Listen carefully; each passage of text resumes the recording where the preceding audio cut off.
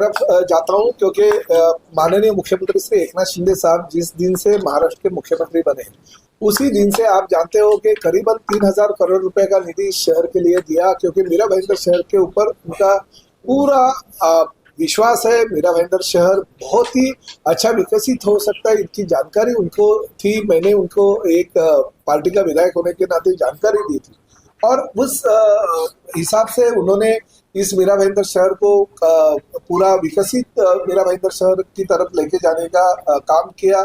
उसकी जिम्मेदारी विधायक के नाते मुझ पर सौंपी, क्योंकि आप जानते हो कि भले दूसरे पार्टी के लोग बार बार चुन के नहीं आते, मगर प्रताप सरनाईक 2009 में खुद के बलबूते पे चुन के आया, क्योंकि तभी तो मनसी की हवा थी राज्य में। फिर भी मैं उस वक्त चुन के आया।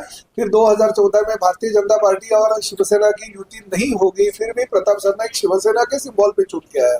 और 2019 में जिस वक्त भारतीय जनता पार्टी और शिवसेना की युति हो गई, तभी आदरणीय नरेंद्र जी मोदी और आदरणीय शिवसेना प्रमुख आदरणीय बाला साहब ठाकरे जी के विचारों के ऊपर मुझे करीबन 84,000 वोटों का मार्जिन मिला, और मैं तीसरी बार चुन के आया। तो शिवसेना का विधायक मीरा भाईंदर शहर की जनता बार बार चुन के अगर देती है, तो विधायक के नाते मेरा जिम्मेदारी थी इस शहर को विकसित करने के लिए निधि लाने की, क्योंकि मीरा भाईंदर महानगर पालिका की आर्थिक परिस्थिति विकट थी। फिर मैंने 3,000 करोड़ के आसपास जो निधि मंजूर की, उसमें 1,800 करोड़ रुपए के करीबन रास्ते थे, जिसमें महापालिका का भी योगदान था।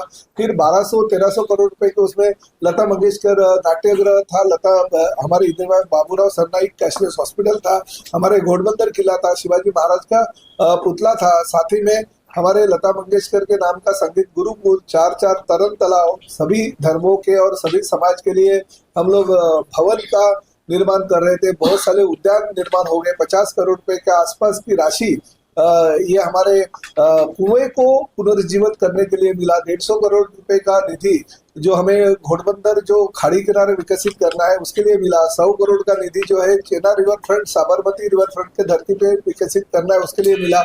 50 करोड़ रुपया पूरी शमशान भूमि, कब्रिस्तान और दफन भूमि के लिए एक प्लॉट अलॉट होने वाला है उसके लिए मिला, और बाकी की शमशान भूमि के रिपेयरिंग के लिए किया। कचरा का प्रकल्प है उसके लिए 50 करोड़ मिला। तो ये सभी चीजों के लिए निधि राज्य शासन से मिलती थी।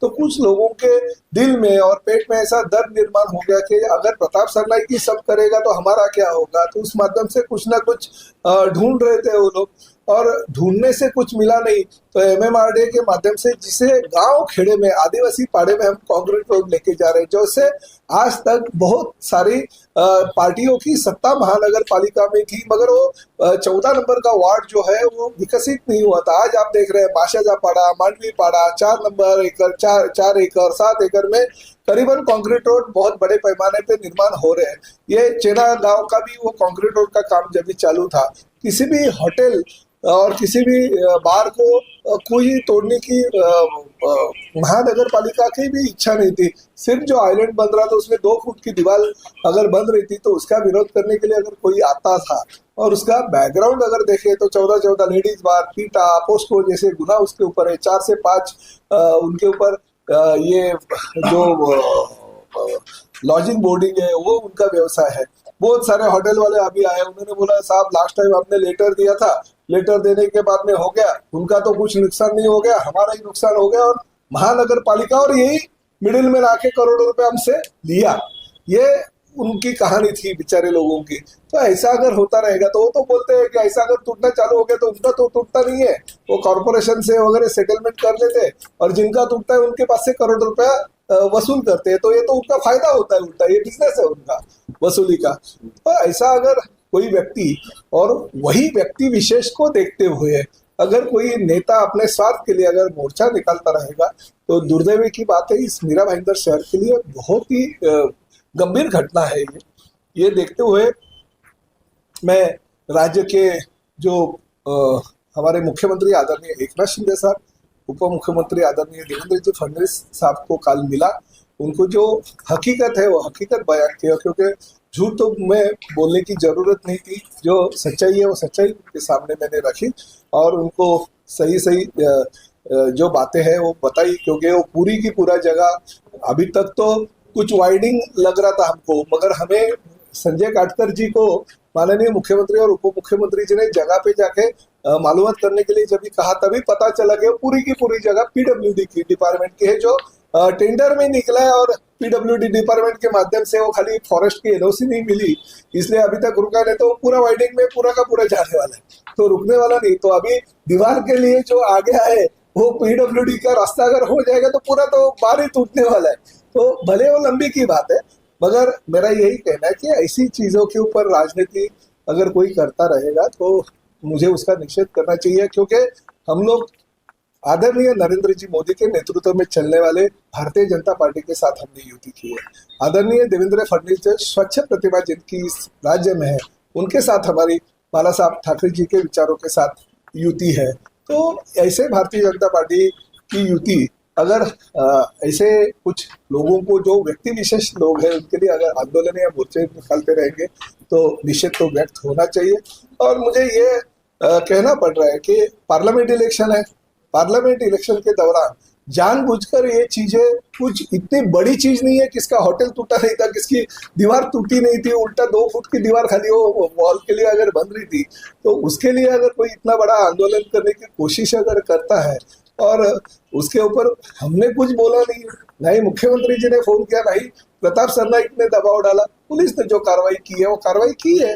तो ऐसे परिस्थिति में अगर ये ऐसा मीरा भाईंदर शहर के पुलिस को और मीरा भाईंदर शहर के महानगर पालिका के अधिकारियों के ऊपर दबाव डालने के लिए अगर कोई करता रहेगा तो उसका निषेध व्यक्त होना चाहिए। मैं मुख्यमंत्री और उप मुख्यमंत्री जी से मिला और माननीय उप मुख्यमंत्री श्री देवेंद्र फडणवीस, उनके ऊपर मेरा पूरा का पूरा विश्वास है।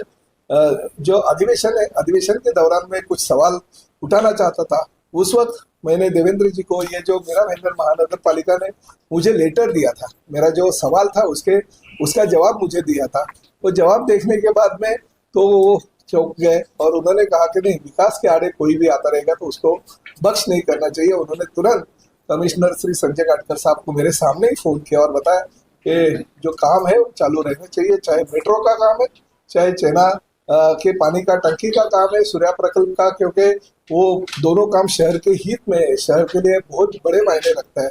तो कोई भी अगर उसके आड़े आएगा तो कार्रवाई होनी चाहिए, ऐसा मेरे सामने उन्होंने कहा। तो उनके ऊपर मेरा पूरा विश्वास है।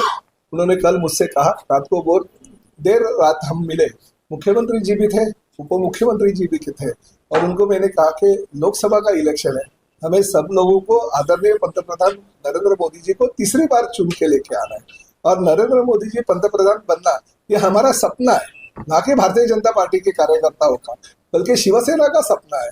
और वो सपना टूटने के लिए अगर कोई ऐसे कोशिश करता रहेगा तो उसका हम लोग निषेध करते हैं। उन्होंने तुरंत मुझसे कहा कि मालूमात जो है वो मैं निकालता हूँ। उन्होंने मुख्यमंत्री जी ने आदरणीय पुलिस कमिश्नर साहब से बात की, पूरी डिटेल जानकारी ली, संजय काटकर जी को पूरा अहवाल देने के लिए कहा। तो ये जो चीजें हो रही थी उसके ऊपर 101% कोई ना कोई जरूर देवेंद्र जी और एकनाथ शिंदे साहब निर्णय लेंगे। इसकी मुझे पूरी की पूरी जानकारी कल उन्होंने दे दी। सरनाइक साहब, जैसा अभी वीडियो वायरल किया था और उसमें साफ साफ आपका नाम दिया था, आपके पीए वहां पर मौजूद थे, उनका आरोप था कि आपके दबाव में ही उस दीवार को खड़ा किया जा रहा है। देखिए, उसमें ये प्राइवेट काम तो है ही नहीं, ये तो एमएमआरडी का और महानगर पालिका का संयुक्त काम है।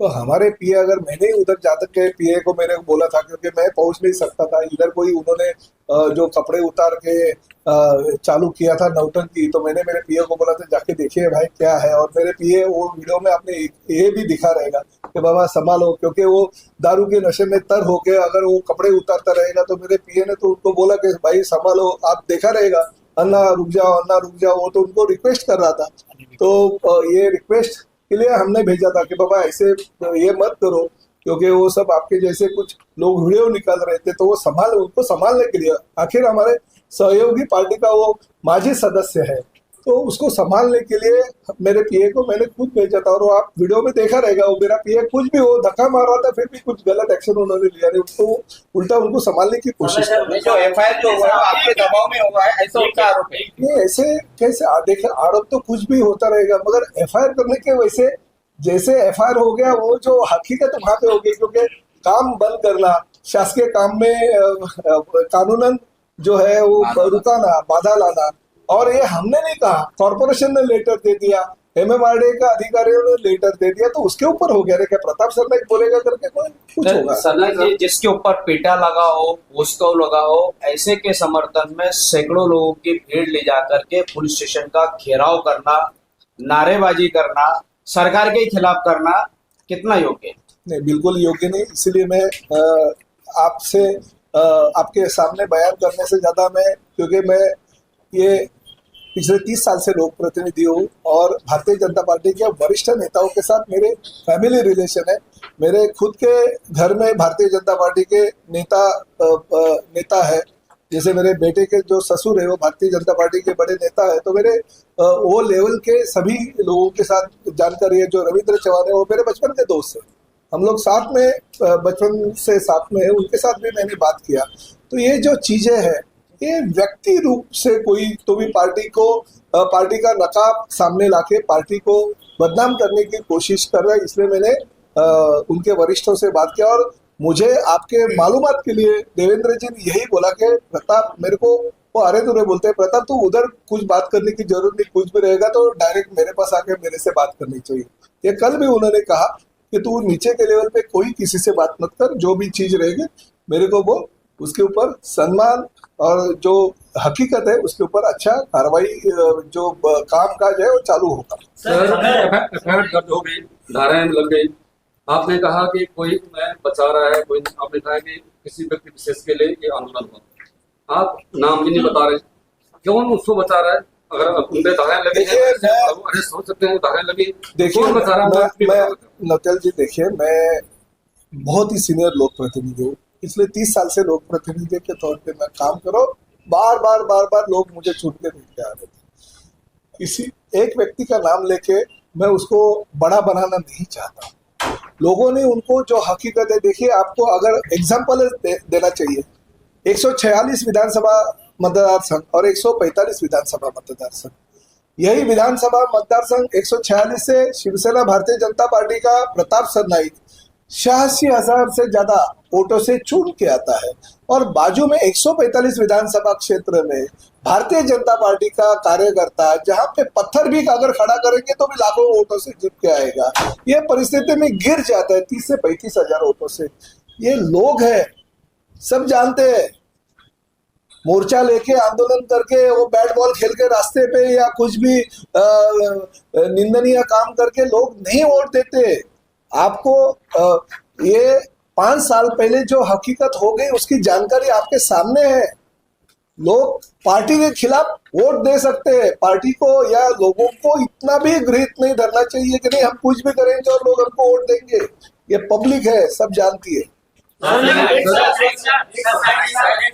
गिरफ्तारी को लेकर के जिस काम को लेकर विवाद पड़ा में जाने वाला है रोड बाइटिंग के लिए, तो उसमें जो निधि लगने वाला है वो तो वेस्ट ही होने वाला है सर, तो आप उसको कैंसिल ही क्यों नहीं कर रहे? आइलैंड नहीं जा रहा है सर, वो रोड कटिंग में हिस्सा जाने आइलैंड नहीं जा रहा है, आइलैंड तो रहेगा ही। रोड कटिंग में वो जो बाकी के रेस्टोरेंट्स वगैरह बार है वो जाए। सर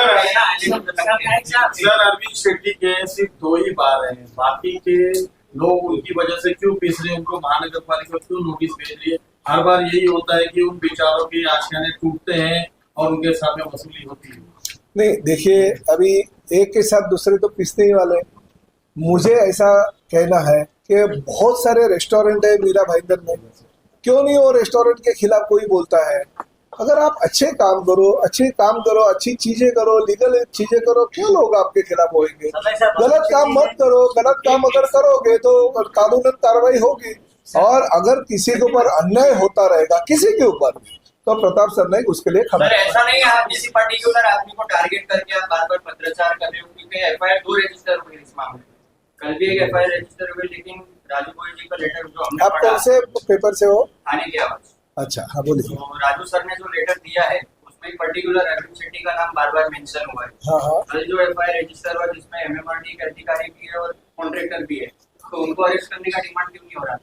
कौन से किसको अरेस्ट करने का? कल वाले जो एफआईआर हुए नहीं, कल वाला एफआईआर वो गलत ही है ना। कल वाला एफआईआर ऐसा कैसा हो सकता है? पर्टिकुलर आदमी को टारगेट करके आप बार हम क्यों आरोप करेंगे किसी को पर्टिकुलर को? जो गलत करेगा उसके खिलाफ आएंगे। खाली अरविंद शेट्टी का ही नाम जो पहले दिन एफआईआर हुई अरविंद शेट्टी के खिलाफ, क्या चलो बाकी हम लोग जारी चलते हैं। है, गिरफ्तार किया गया है अरविंद शेट्टी को अरे यार, एक गिरफ्तार करने के लिए शिवसेना कोई आंदोलन करने वाली है? नहीं, अभी कल आदरणीय मुख्यमंत्री और उप मुख्यमंत्री जी ने जो बैठक जो मेरी बात होगी उसके ऊपर अभी निर्णय लेंगे। हम सर, उनके एक साथ बात सर, एक सवाल है, सर। कि जो भी रहेगा मैं उसके ऊपर निर्णय दूंगा और मुख्यमंत्री और उप मुख्यमंत्री हमारे पार्टी के प्रमुख हैं। सर, एक सवाल ऐसा है कि आपका 5/12/2023 का लेटर आपके साथ निकला।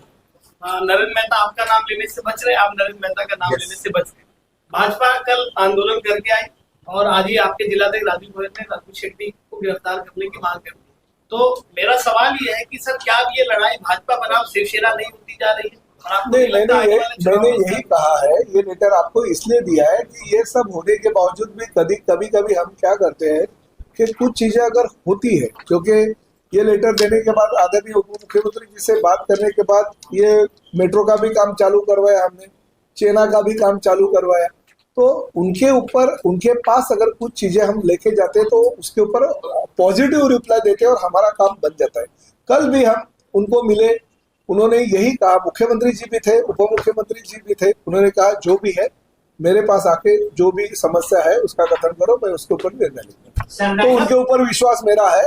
ये लेटर इसलिए आपको दिया क्योंकि ये लेटर में अगर लेटर देखते हुए वो अगर कार्रवाई कर सकते हैं तो ये 2-3 दिन में जो चर्चाएं चल रही है उसके ऊपर भी वो यानी ये जोर से लड़ाई कार्रवाई भाजपा बनाम शिवसेना बिल्कुल नहीं। भाजपा किसी एक व्यक्ति विशेष की नहीं है, शिवसेना भी किसी एक व्यक्ति विशेष की नहीं है। प्रताप सरनाईक विधायक शिवसेना का है, मगर जो कल का मोर्चा हो गया वो भारतीय जनता पार्टी के लोग ही बोल रहे हैं कि वो मोर्चा भारतीय जनता पार्टी का नहीं था, बल्कि किसी एक व्यक्ति विशेष का था, जिसके बलबूते पे कुछ लोग चांडाल चौकड़ी जो है उसके पास थी। कल कुछ होटल वाले हमारे पास आए थे, अभी मैंने उनके साथ बात की, उन्होंने यही कहा कि हमारे होटल के स्टाफ को भी बोला कि तुम्हारे होटल में 100 लोगों का स्टाफ है, चलो रात को अब 3-4 बजे तक चलता है तो सुबह सुबह स्टाफ को भेज दो। कुछ महिलाएं भी उनको उन्होंने बोला था, मगर महिलाओं ने बोला नहीं, हम भारतीय जनता पार्टी के कार्यकर्ता है, हम बिल्कुल आएंगे नहीं। फोन एक को किया गया भारतीय जनता पार्टी के पदाधिकारियों को, उन्होंने मुझसे आके बताया कि नहीं, हम ये मोर्चा में नहीं गए क्योंकि भारतीय जनता पार्टी का मोर्चा नहीं था। सर, अगर ये- अगर ये ऐसा होता एक सवाल ले लेता हूँ, एक सवाल ले लेता हूँ, एक सवाल ले लेता हूँ। अगर ये लड़ाई आपकी भाजपा बनाम शिवसेना नहीं है तो क्या इसे व्यक्तिगत लड़ाई माना जाए? नहीं, ये व्यक्तिगत लड़ाई ली है तो ये व्यक्तिगत लड़ाई के ऊपर जो भी है आदरणीय ये देवेंद्र फडणवीस जी और मुख्यमंत्री एकनाथ शिंदे जी बराबर निर्णय लेंगे और उनके ऊपर वो जो भी निर्णय लगे हमारे लिए बंधनकारक होगा। सरदाई साहब, अरविंद शेट्टी ने जो वीडियो वायरल किया उसमें उन्होंने कहा कि 2016 में आपने अपने पार्टी में लाने के बोला था। अरे भारतीय जनता पक्ष म्हणजे पुन्हा एका पक्षाचा एका व्यक्तीचा पक्ष नाहीये। आणि तुम्हाला तुमच्या माहिती करता सांगतो, मीरा भाईंदर शहरातील काही भारतीय जनता पक्षाचे नेते कालच माननीय वरिष्ठांना भेटलेले आहेत आणि जो प्रकार मीरा भाईंदर शहरामध्ये चाललेला आहे त्याचा त्यांनी तीव्र शब्दात धिक्कार केलेला आहे, निषेध व्यक्त केलेला आहे आणि त्यांनी मेसेजही टाकला होता। तुम्हाला कदाचित तो मेसेज वाचायला आला की नाही तुमच्या वाचनामध्ये माहित नाही मला, पण मीरा भाईंदर शहरातले जे मुख्य भारतीय जनता पक्षाचे कार्यकर्ते आहेत त्यांनी एक मेसेज पाठवला होता की कुठल्याही परिस्थितीमध्ये ह्या मोर्चामध्ये कुणी सामील व्हायचं नाही, कारण हा भारतीय जनता पक्षाचा मोर्चा नाही, हा कुठल्या तरी एका व्यक्तीच्या भोवती फिरणारा हा मोर्चा आहे। त्यामुळे तो पक्षाचा मोर्चा नाही, पक्षाच्या पांघरुणाखाली हे आपले जे 2 नंबरची काम आहे ते वाचवण्यासाठी हा पक्षाचा वापर करतो। सर, माझा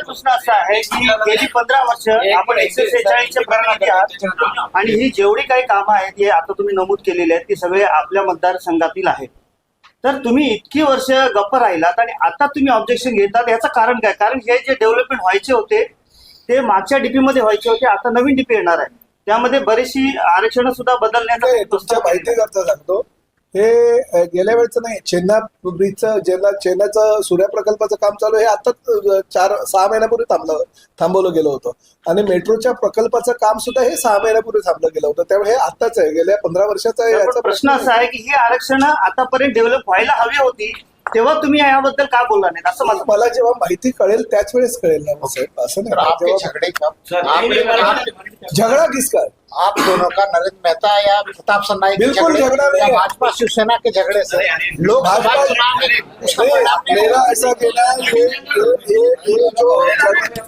करेंगे ना मराठी